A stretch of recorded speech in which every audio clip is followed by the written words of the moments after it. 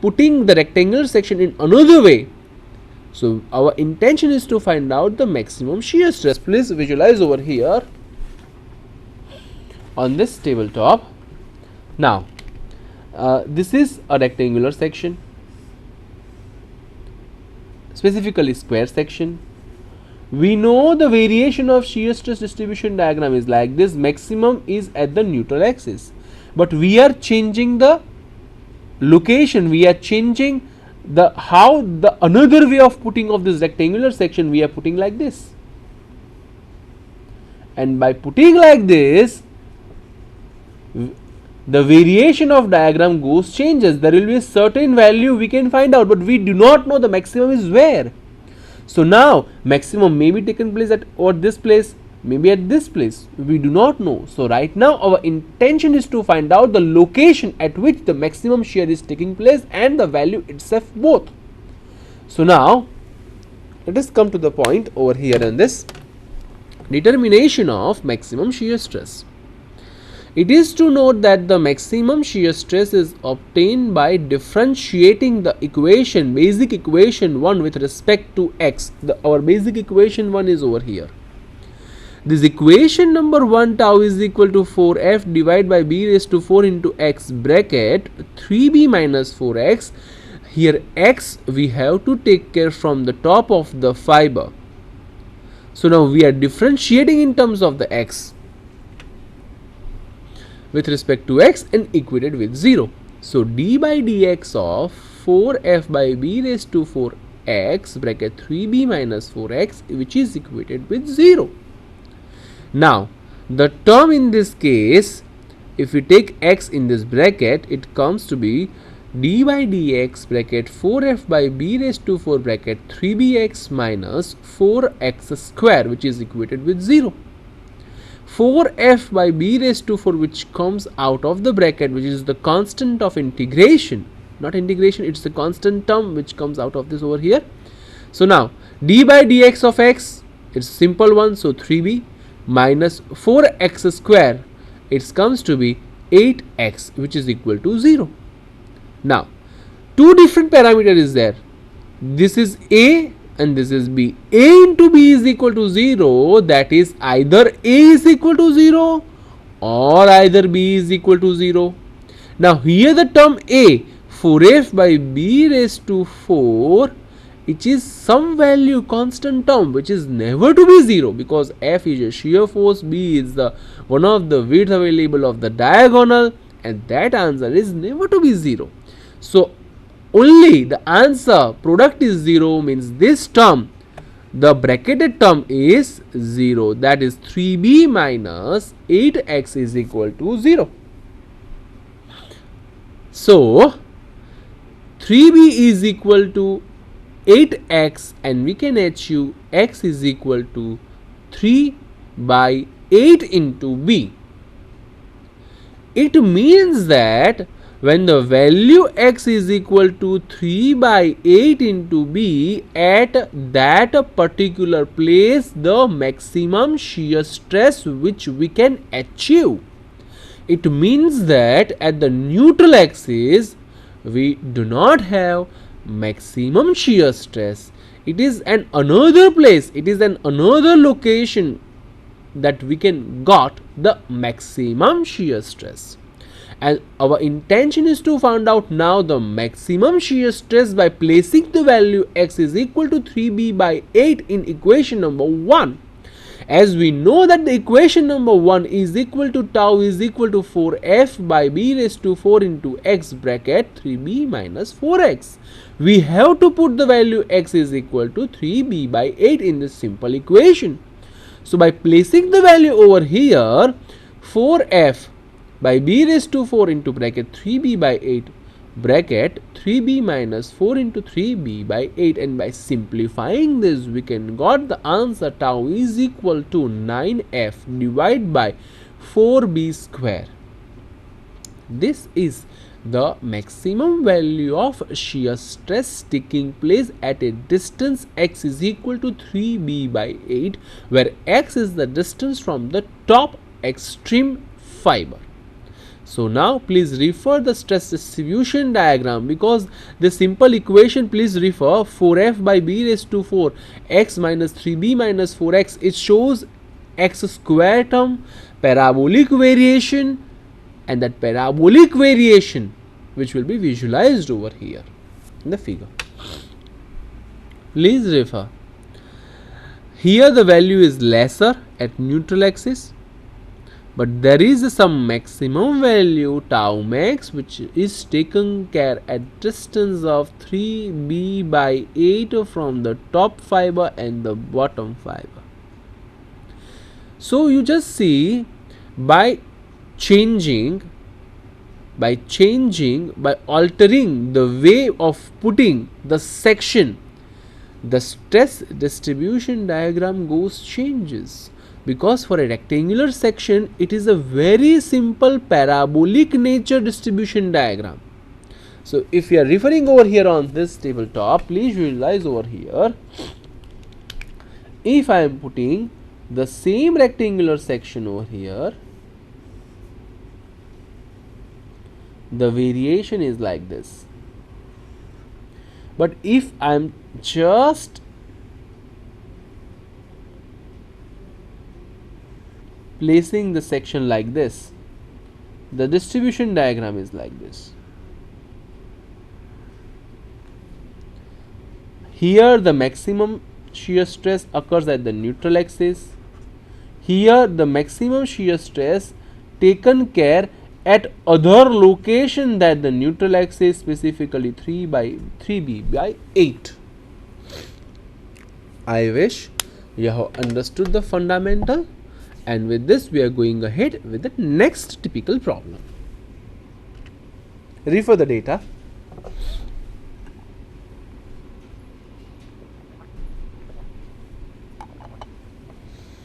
A beam with typical section shown in the figure, which is subjected to the shear force of 100 kN, determine the shear stress at the important points as shown in the figure. Also draw the shear stress distribution diagram. Please refer this figure carefully.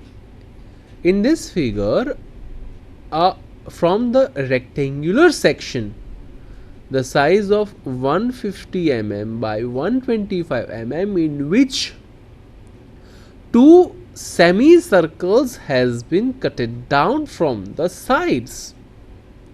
So it is just look like a typical eye section. Just look like, not exactly the eye section, just look like, because it is a circular curved shape. In terms of the curved shape, it has been cutted down. In this case, our intention is to find out the shear stress values at the section A, section B, section C, and section D. Please refer over here.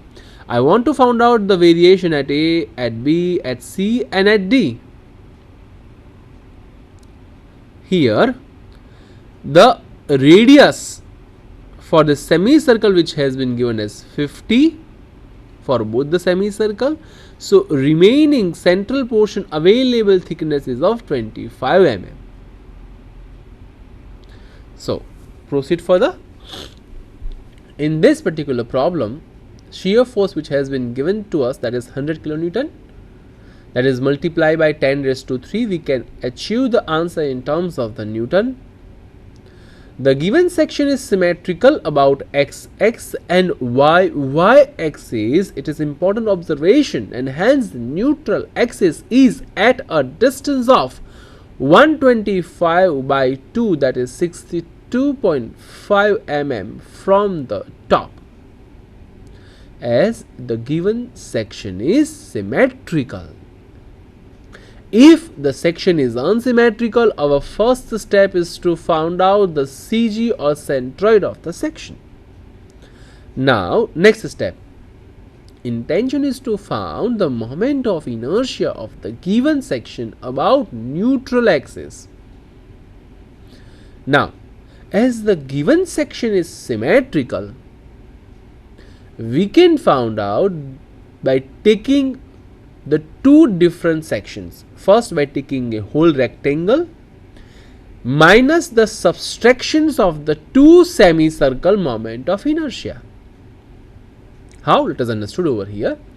I is the moment of inertia about neutral axis, which is equal to the moment of inertia of the rectangle of 125 by 150 mm about neutral axis minus the moment of inertia of the two semicircles of diameter of 100 mm about neutral axis. Please refer this figure on this tabletop.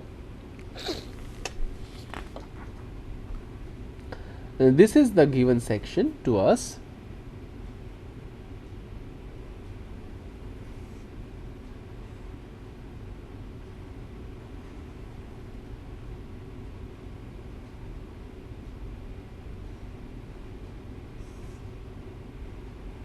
And the given section is symmetrical.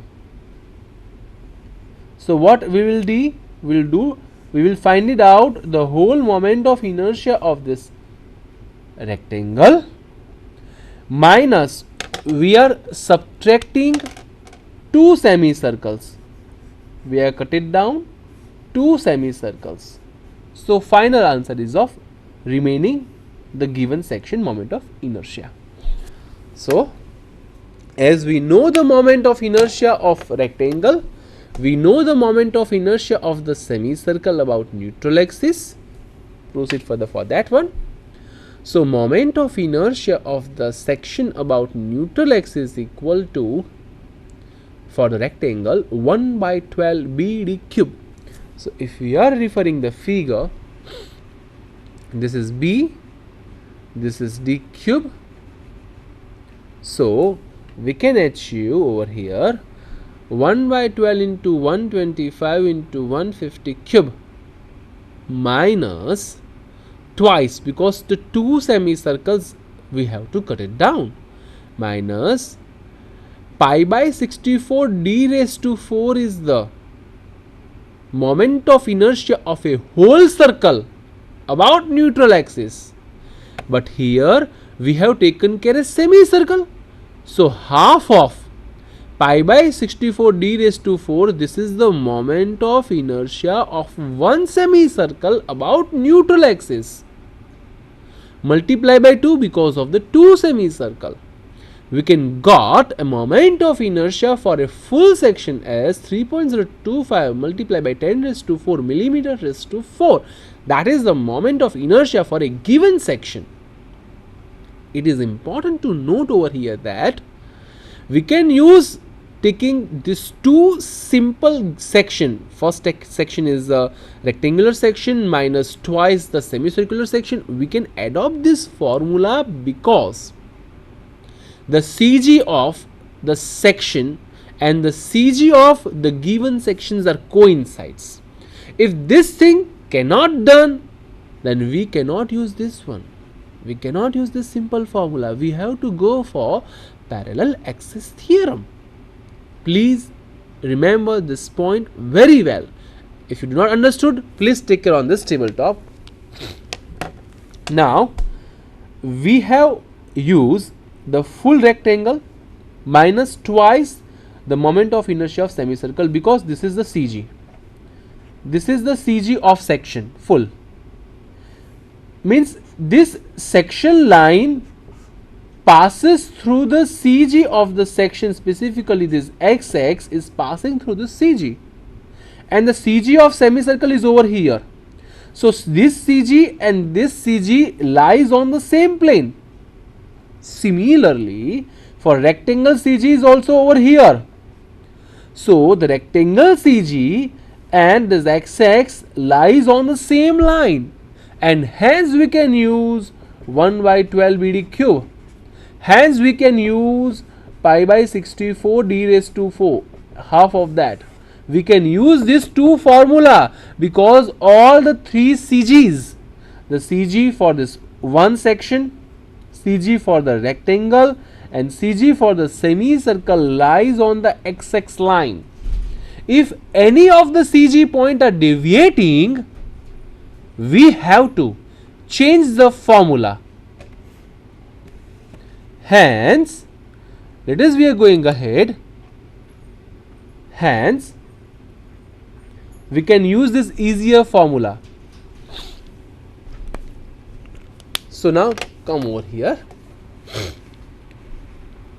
Now, the shear stress is given by an equation tau is equal to Fa y bar by Ib at A, that is, please refer over here, at the topmost extreme fiber section. This is our intention to find out. At this one, A y bar is equal to 0, hence tau is equal to 0. Please think how. Because A is the area of a section above the layer. Now here is the extreme fiber. So there is no area available at the extreme fiber. Hence, A y bar is equal to 0. Hence, tau is equal to 0. Very simple. Now, at B means over here. At B means at this layer. Means we have to consider the area of a rectangle, this one, and y bar is the distance of the CG of that area to the neutral axis. Come to the point over here. Please refer the tabletop. The figure is over here like this.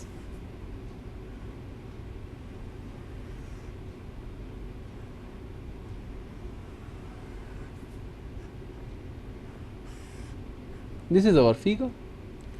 This is my B section. So the section is over here. This is, I have to plot the shear stress distribution diagram over here. The 0 value is known to us. I want to find out certain value over here at this location. To find out this, I have to take a section over here. So area available with me is like this. And this is neutral axis.